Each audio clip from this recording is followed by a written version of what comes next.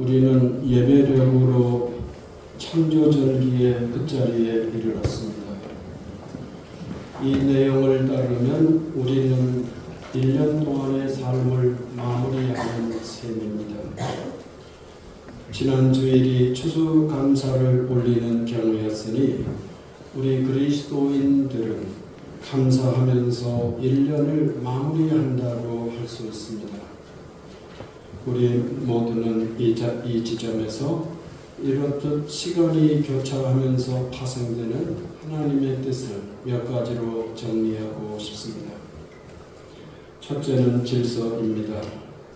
사람들은 삶을 경험하면서 세상의 이치를 깨닫게 되고 그것을 발견할 수 있습니다. 그것도 우리가 가는 길입니다. 그렇지만 그 반대도 가능합니다. 먼저 질서가 있고 그 다음에 삶이 있는 경우입니다. 철학자들은 이것을 선언적 지식이라고 말하기도 합니다. 이것도 우리가 가는 길입니다. 이 둘 중에서 성경은 질서를 먼저 말합니다. 창세기 1장 1절 태초에 하나님이 천지를 창조하시니라고 말씀합니다. 우리 성경은 태초에 하나님께서 천지를 창조하실 때라고 이렇게 종속절로 번역하지 않고 성경 전체의 주제를 선언하는 절대적 증언으로 번역하고 있습니다. 하나님께서 세상을 지으시고 그 가운데 심으신 내용을 우리 믿는 이들은 이것을 창조 질서라고 부르지요. 오늘 바울 사도는 이것을 증거하고 있습니다. 하나님께서는 심판하시는 분이시라고 증거합니다. 이런 일을 행하는 자에게 하나님의 심판이 진리대로 되는 줄 우리가 아노라고 말씀합니다. 그리고 6절을 보십시오. 하나님께서 각 사람에게 그 행한 대로 보응하시되 라고 말씀하십니다. 무슨 뜻이겠습니까? 세상은 우리들이 겪는 경험으로 이루어지지는 않는다는 말씀입니다. 오히려 그 반대입니다. 하나님께서 세우신 질서가 있고 그에 따라 우리들의 경험은 판단, 즉 심판과 보응을 받게 된다는 말씀입니다. 하나님의 질서, 즉 보응이 경험을 만들어낸다는 뜻이 되겠습니다. 이것에 대한 지식이 없다면 우리들의 삶은 질곡으로 떨어질 수밖에 없다는 경고가 되겠습니다. 아주 쉽게 말하면 우리 멋대로 되는 일이 아니라는 것, 그것이 인생이라는 것입니다. 이것이 바로 창조 질서임을 이렇게 사도께서는 직접적인 창조 질서라는 표현을 하지 않지만 같은 뜻으로 말씀하고 있습니다. 그리고 그 질서는 하나님께서 세우신 것이라는 말씀. 그랬기에 그것은 하나님의 질서가 되겠습니다. 성도 여러분, 지난 20세기의 기독교 신앙을 가장 중요하게 증거한 인물을 꼽으라면 영국 사람 C.S. 루이스를 많이들 기억합니다. 이 변증가는 그야말로 명석한 현대 학문의 총화였다고 합니다. 먼저 질서가 주어졌다는 이 성경의 내용을 그는 끝없이 의심하면서 기독교 신앙에서 멀어져만 갔습니다. 그러나 그 방황의 끝자락에서 그는 방향을 바꾸어야만 했습니다. 자신의 길은 자꾸 의심의 늪으로 빠져들었고 먼저 주신 질서, 그는 처음 시작하는 입장에서는 남들이 말하는 대로 그것을 자연법 혹은 양심 등등으로 말하며 차츰차츰 하나님의 질서로 돌아서기 시작했고, 그리고 하나님께서 지으신 세상임을 그는 고백하게 됨으로써 참으로 그의 삶 전체가 하나님의 질서에 순종하는 20세기가 낳은 최고의 기독교 신앙 변증가라는 말을 들을 정도로 그는 획기적으로 바뀐 사람이 되었습니다. 성도 여러분, 창조절기를 마감하면서 부디 바라기는 우리보다 하나님의 질서가 먼저 주어졌다는 사실을 기억하면서 그 길을 따라가는 신앙의 사람들이 되시기를 주님의 이름으로 기원합니다. 둘째, 경험입니다. 사도께서는 그러므로 남을 판단하는 사람아 라고 말하면서 시작합니다. 그분이 지금 어떤 사람을 상대하면서 이 말씀을 하신다는 뜻입니까? 바로 너라고 말해지는 이것을 우리라고 바꿔야 할 필요를 느낍니다. 왜냐하면 이어지는 말씀 속에서 누구를 막론하고 라고 말하고 있기 때문입니다. 다시 말하면 지금 언급하고 있는 내용은 너라고 일컬어지는 특정한 어떤 사람에게만 해당되는 것이 아니라 우리 모든 사람들, 우리 인간의 실상이라는 뜻이 되겠습니다. 남을 향하여 손가락질하면서도 사실 자기 자신도 그러한 잘못에 빠지면서 결국 남을 비판하는 그 손가락은 자기 자신을 가리키는 것일 수밖에 없는 이 모순된 삶을 살아가는 존재들이라는 뜻이 되겠습니다. 우리 사람들은 남을 판단하면서 또 스스로 그 길을 감으로써 스스로를 정죄하는 모순된 인간이라는 뜻이 되겠습니다. 예수님의 말씀입니다. 마태복음 7장 1절 이하 비판을 받지 아니하려거든 비판하지 말라. 너희가 비판하는 그 비판으로 너희가 비판을 받을 것이요 너희가 헤아리는 그 헤아림으로 너희가 헤아림을 받을 것이니 어찌하여 형제의 눈 속에 있는 티는 보고 내 눈 속에 있는 들보는 깨닫지 못하느냐라고 말씀합니다. 성도 여러분, 상대방 형제 속에 있는 티는 본다라고 표현하지요. 그런데 내 속에 있는 들보는 그것보다 훨씬 큰 것이잖아요. 그런데 들보는 왜 못 보느냐 이렇게 말씀하지 않고 그 내 눈 속에 있는 들보는 왜 깨닫지 못하느냐라고 말씀하십니다. 상대방의 작은 것은 본다라고 말씀하고 있고 내 눈 속에 들어있는 훨씬 큰 것은 깨닫지 못하느냐라고 표현하는 것을 주목하시기 바랍니다.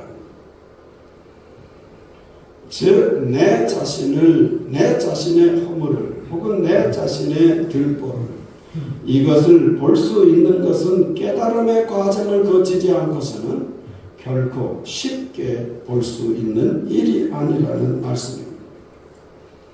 간단한 일이 아니라는 것이고 그리고 우리의 삶을 통해서도 실감합니다. 바울사도는 바로 이런 인간의 경험을 공유하기를 지금 원하고 있는 것입니다. 이렇게 이것이 살아가면서 우리들이 겪고 있는 삶의 모습이며 이것을 우리는 말하여 경험이라고 부르는 것입니다. 절기를 마무리하면서 우리가 기억해야 할 또 다른 내용인 줄 믿으시기 바랍니다. 로마서 2장 7절 8절 사도께서는 이에 대한 교훈을 덧붙이고 계십니다. 참고 선을 행하여 영광과 존귀와 썩지 아니함을 구하는 자에게는 영생으로 하시고 오직 당을 지어 진리를 따르지 아니하고 불의를 따르는 자에게는 진노와 분노로 하시리라. 셋째, 예수님입니다.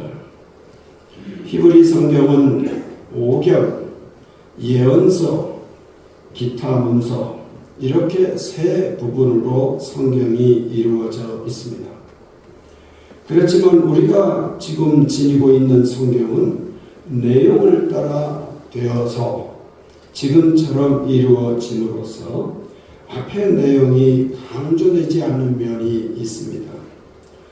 앞을 따르면, 즉 히브리 구약 성경을 따르면 에스라, 느헤미야 그리고 역대기 순으로 구약 성경이 끝나는 까닭입니다. 창세기부터 시작한 말씀의 흐름은 역대기를 끝으로 대단원의 막을 내리는 것입니다. 창세기는 처음 시작하는 말씀이기에 소중한 면이 많고, 역대기는 끝나는 때문에 결론적으로 중요하겠습니다.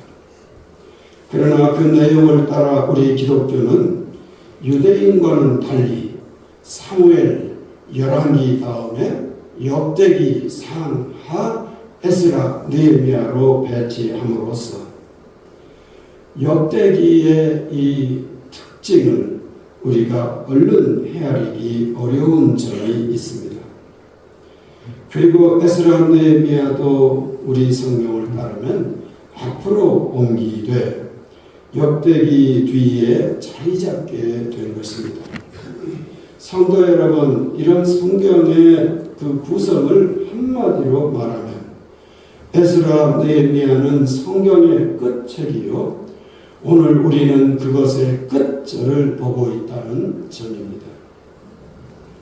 에스라와 느헤미야는 아브라함, 믿음의 조상으로부터 시작한 성경의 인물사를 모세, 사무엘, 다윗 등을 거쳐서 이들의 일으로 저들의 활약이 마무리된다는 점에서 아주 중요한, 저는 우리가 너무 좋다 이런 말을 쓰잖아요. 우리 쉽게. 너무 훌륭하다, 너무 이쁘다. 근데 요즘은 이제 우리말 사전이 바뀌었다고 그래요. 이 너무라는 말은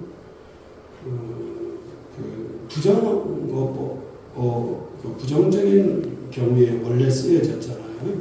너무 안 좋다, 너무 지저분하다, 그럴 때 썼거든요.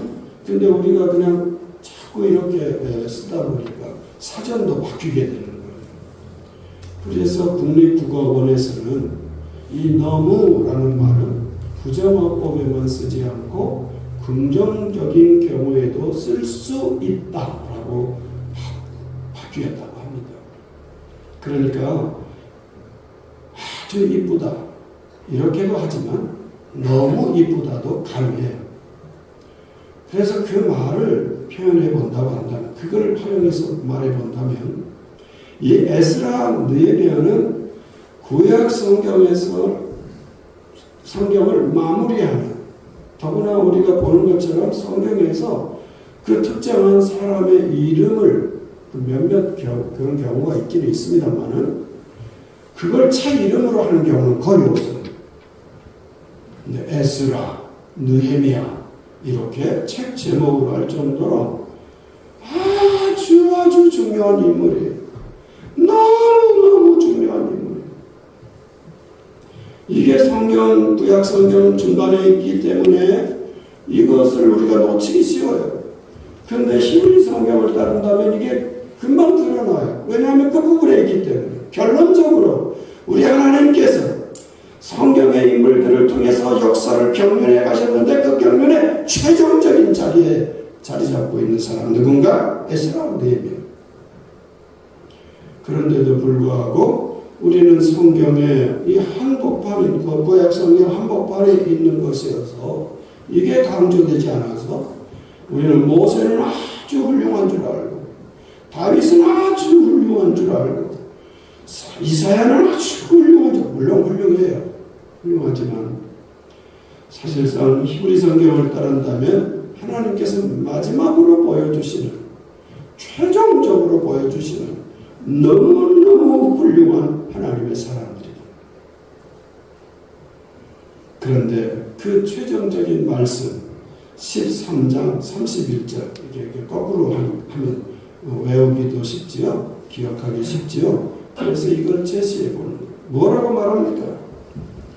또 정한 기한에 나무와 처음 익은 것을 드리게 하였사오니 내 하나님이여 나를 기억하여 하사 복을 주옵소서. 성도 여러분, 자기 자신이 한 일을 하나님께 내세우면서 그것을 근거로 나를 복 주시옵소서라고 하는 것은 여기밖에 없습니다. 성경 어디에도 조금 비슷한 경우는 있으나 이렇게 직접적으로 표현하는 경우는 없어요. 이 말은 무슨 뜻일까요? 앞서 말씀드린 것처럼 이 느헤미야는 하나님께서 사람들을 뽑아서 하나님의 일을 맡기시고 그 일을 행하시게 하시는데 그 행하시는 일의 최종적인 모습으로 느헤미야가 드러난다. 혹은 하나님께서 그렇게 인정하신다. 그런 뜻이 되겠습니다. 모세를 거쳤어요. 다윗을 거쳤어요. 훌륭한 하나님의 종들, 예언자들을 거쳤어요. 그리고 마지막 지점에 이르는 이 느헤미야의 말. 저는 이런 일을 행하였답니다. 하나님. 이런 일을 행한 나를 기억해 주시옵소서. 이렇게 말함으로써 하나님께서 쓰시는 구약적 인물들의 최고봉으로 제시하고 있는 것입니다. 그런데 오늘 하나 더 언급을 해야 될 것이 있겠어요. 이걸 바울 사도 오늘 성경의 표현대로 한다면 하나님 이제 저를 보응해 주시옵소서. 제가 이렇게 살았으니 이런 일까지 행했으니 두 가지 일을 언급하지요. 내가 이런 두 가지 일까지 행했으니 나를 판단해 주옵소서. 그런 뜻입니다. 우리들은 어느 때인가 이렇게 주님 앞에 이르러서 판단을 받을 때가 있을 줄 믿습니다. 그리고 느헤미야는 그런 점에서 참으로 복된 존재입니다.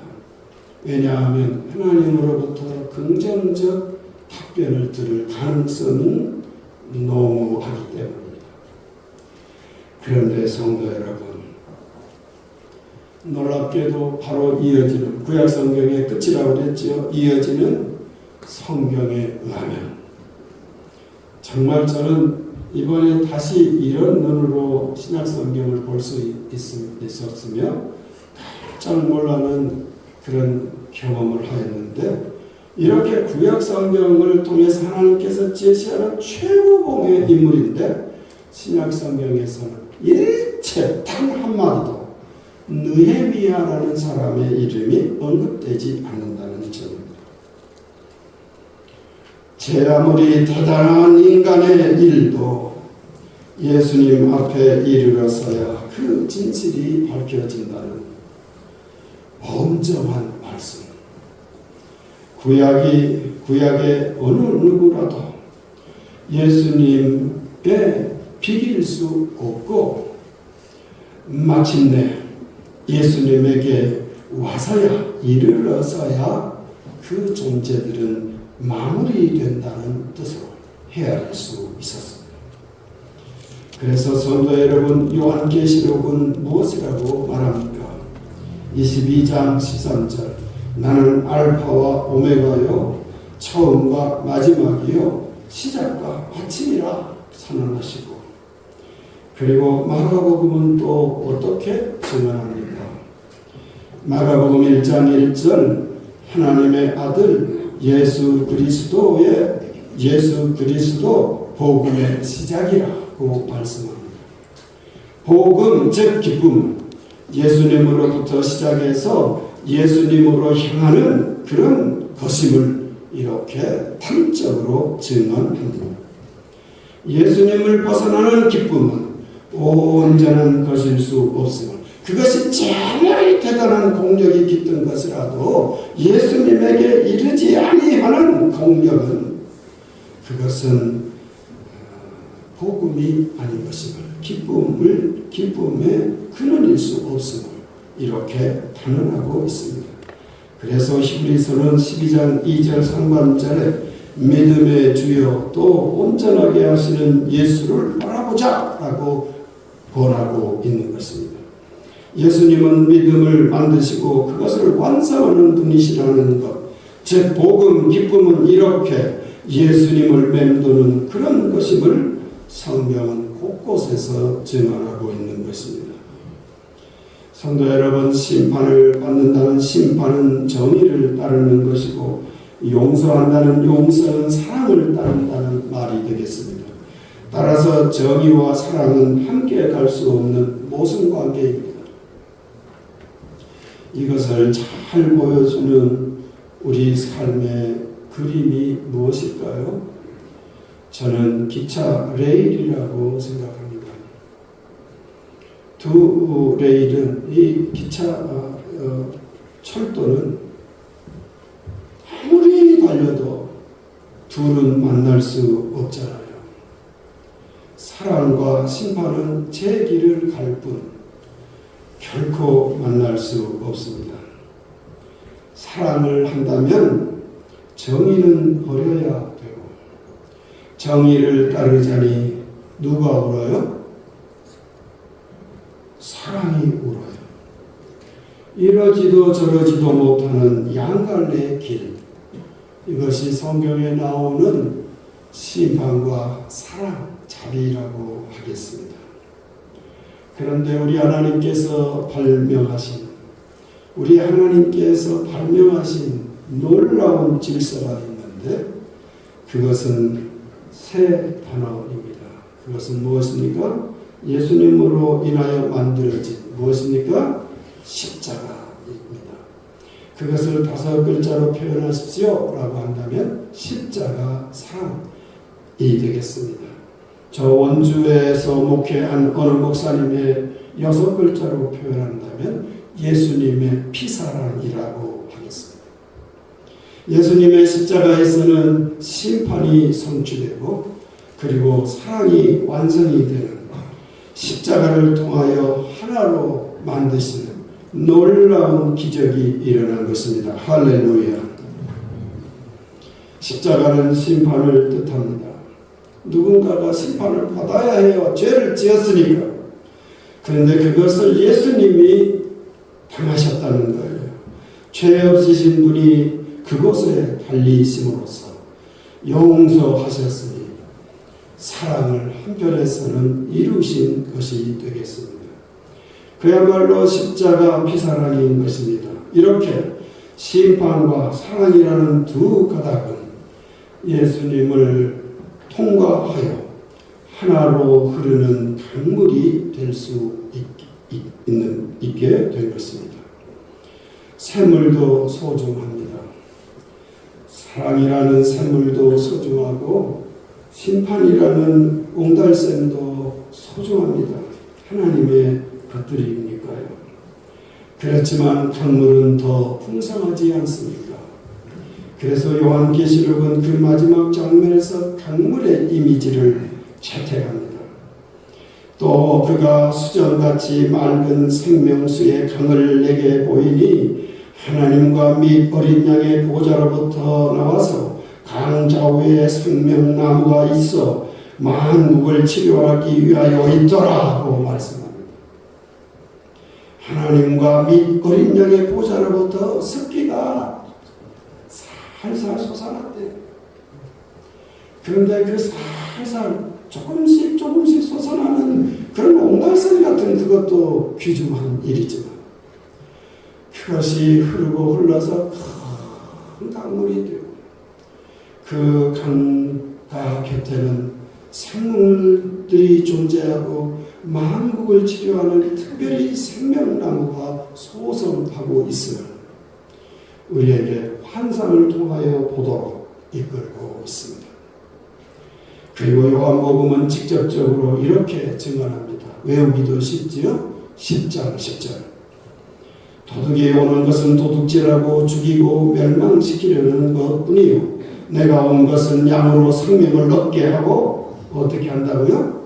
더 풍성하게 풍성히 얻게 하려는 것이라.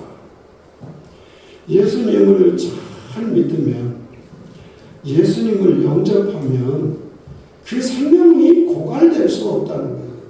그러니까 우리 주님을 외면하지 맙시다.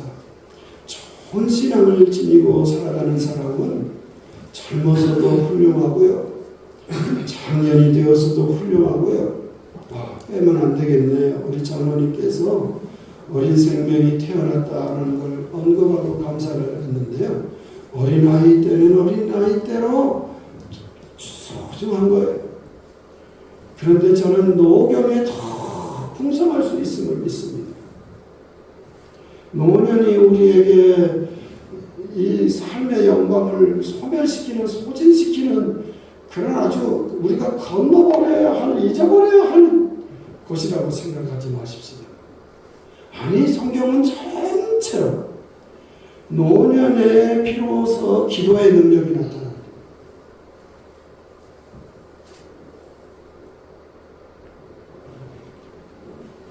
누군가가 기도 받기를 원하면 창세기의 어느 집안처럼 고기를 잘 준비해서 대접할 필요가 있겠어요. 잘 먹고 기도하겠다는 거 아니었습니까? 잘 먹고 기도하는, 눈까지 잘 안 보이는 그 조상의 기도를 소원했고, 그리고 성경은 놀랍게도 그 기도의 효용을 따라 그 집안의 미래가 이어졌다고 하니, 어찌 노경이 젊은 때 그 활기가 없다 하여 다할 일이겠습니까? 더 풍성히 얻게 하려 함이라. 주님의 말씀입니다. 그리고 이것이 이렇게 예수님에게 이르는 길이 하나님께서 베푸신 우리 인생들을 향한 궁극적 질서임을 깨닫게 되는 것입니다. 우리 교회도 왔었던 이동희 목사님. 이동희 목사님이 저는 보통 사람이 아니라는 생각을 하는데, 저보다 진짜로 상대적 평가에서 저보다 훨씬 잘난 어느 목사님은 이동희 목사님이 지나치게 외골수다 이렇게 평을 하셨어요. 저는 그것도 일부 맞다고 생각합니다. 이분이 너무 일방으로 흐르는 느낌이 있어요. 성도 여러분께서 이런 이야기를 얼른 이해하기 어려울 것 같습니다. 경험이 많지 않기 때문에. 목회자들이 할 수 있는 얘기예요. 근데 어쨌든 이분이 최근에 어느 글에서 아주 멋진 예화 하나를 소개하고 있었습니다. 어느 교회 장로님의 별명입니다 라고 말하면서 그를 향하여 이웃들이 예수 동생이라 부른다는 것이었습니다.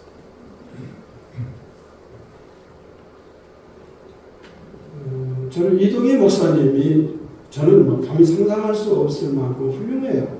노년이 더 아름다워요. 기독교 복음을 온 삶으로 증거하되 외국에까지, 말이 다른 사람들에게까지 전해야 된다 해서 자기 자녀들까지 전부 다 소위 선교 동역자가 되게 하신, 그렇게 사시는 것은 쉽지 않기 때문입니다. 근데 앞서 말씀드린 것처럼 왜 그분에게 허물이 없겠어요? 아니, 느헤미야도 거절당하는데. 근데 저는 이 한마디, 다른 사람이 한 말을 이분이 기억해서 소개하는 것이에요. 그러긴 하지만 이 목사님에게 있는 약점, 이 목사님에게 있을 수 있는 허물, 이 목사님에게 있을 수 있는 부족함, 이것을 한꺼번에 상쇄할 수 있다고 생각했어요. 아무개가 예수님의 동생쯤 된다라는 그런 평을 듣는 어떤 장로님이 계신 모양이에요. 근데 목사님도 이게 아주 특이하게 기억되었지라 보였기에 그는 늘 기억했던 것 같고, 그렇죠? 그러니까 그 글에 그 마지막 부분에서 그렇게 언급한 것이라 싶고요. 이동희라는 목사님을 통해서 들을 수 있는 많은 말씀들이 있었습니다만은 저는 이거 한 가지면 족하다 그런 생각을 했습니다. 얼마나 그 장로님을 예수님을 잘 닮았으면 그렇게 말했을까 싶습니다. 성도 여러분도 동의하시리라고 믿습니다만 성경은 이상하게도 예수님을 빼고서는 형들을 쓰는 법이 많더라고요. 제가 보면 뭐 예외 없는 법칙은 없다 이런 말이 있습니다만은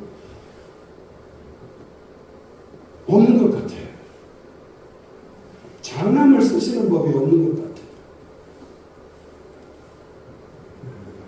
몰라요. 느헤미야는 동생이 있다고 하니까 형님인데 느헤미야를 쓰셨네요. 그러니까 예외가 있어요. 있지만 강조법으로 받아들여 주셔요. 이상하게 하나님께서는요 동생들을 쓰시지 형님을 안 써요. 근데 유일하게 쓰시는 분이 있어요. 독보적으로 쓰시는 분이 있어요. 누구예요? 예수 형님. 예수님은 장남이라고 하시잖아요. 이 장남을 빼고는 동생들을 쓰셔요. 그러니까 그 장로님을 보면서 예수님 형님 뻘되네 이렇게 말하면 안 돼요. 근데 그 장로님을 예수님 동생 뻘되네 이렇게 온 이웃들이 말했던 거예요. 형님이신 예수님, 우리들의 오빠이신 예수님, 예수님 집안에 예수님 여동생도 있었다고 그러잖아요. 그러니까 우리들의 영원하신 형님이신 예수님, 우리들의 영원하신 오빠이신 예수님, 우리는 그분의 좋은 동생들이 되어서 인생의 끝을 아름답게 정리할 줄 아는 하나님의 사람들이 되었으면 좋겠습니다. 지난 주에 우리 장로고시가 있었잖아요. 저는 굴욕을 경험했답니다. 제가 명색이 고시위원장인데 고시에 임하는 분의 면접에 참여하지 말래요. 나가래요. 왜 그랬겠어요? 우리 교회 후보자입니다. 그래서 웃으면서 기쁘게 저는 나와서 교회를 맴돌았답니다. 우리 후보자인 황영미 안수 집사님은 문제를 쉽게 낸 덕택에 5월 100점 맞았습니다. 박수 쳐주기 아니에요. 왜냐하면 아주 쉽게 냈기 때문에.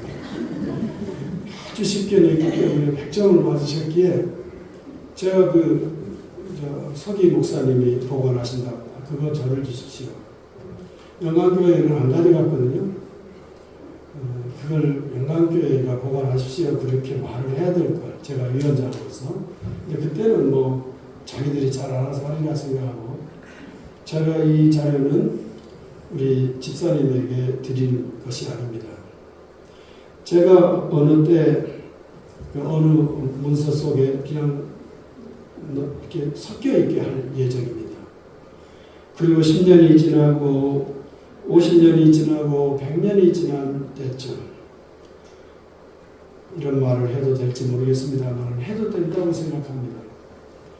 우리 안수 집사님이 이 땅에 존재하지 않을 때 어느 날 우리 후손들이 역사 문서를 정리하면서 우리 교동교회 역사를 한번 새롭게 정리해보자 하는 중에 뒤적 하다가 이게 뭐야?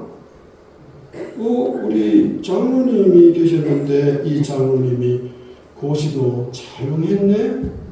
이렇게 하려는 뜻으로 당사자에게 주지 않고 교회 어느 구석에다가 보관할 생각입니다. 오늘 말씀드리려는 의도는 이게 아니고 이 목사님들이 참 규모가 있더라고요. 어떻게 담임자가 있는 데서 어떻게 면접을 하겠습니까? 그러니까 나가라고 한 것입니다. 그리고 들어왔더니 이제 모든 순서를 마치고 어느 목사님이 저한테 묻는 거예요. 교동교회가 우리 남신도회 연합회에서 하는 달력 여기에 참여해서 그 하는 건 잘하는 일인 것 같다는 거예요. 근데 왜 모든 교회가 표 있고 교회 이름 있고 주소하고 그리고 담임자의 이름이 있는데 왜 교동교회는 담임자의 이름이 없습니까?